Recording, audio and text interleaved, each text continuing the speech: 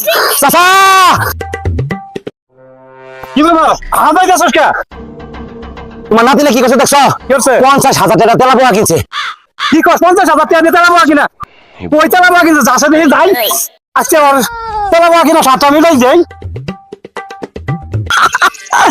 আমার দিকে বলে ডরাস না, আজকে থেকে আমার দিকে ডরাবি। আমার দিকে তুই ডরাবি না, আমার জিনিস দিকে তুই ডরাবি। কথা খারাপ আমার আগে মারবা না কলে কয়ে দিলাম। টাকা বেশি হয়েছে তুই বলে 50,000 টাকা দিয়ে বলে তেলা পোয়া কিনস।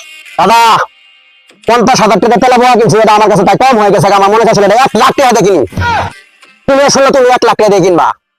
টাকা আমার কথা তুমি শোনো। পরে কি? তোমার কথা কি দাদু শুনে না দাদু তোমার দিকে ডরাও, তুমি দাদুর দিকে ডরাও। তোর দাদি রে দেখলো তো মনে কর আমার হুশি থাকে না, আমি উঠে না। এটাই দুর্বল হয়ে যাই। তুমি দুর্বল হয়ে যাবো না? হ্যাঁ এই আমরা বউ আপনার কথা শুনে আরে বউ আমার কথা শুনে না।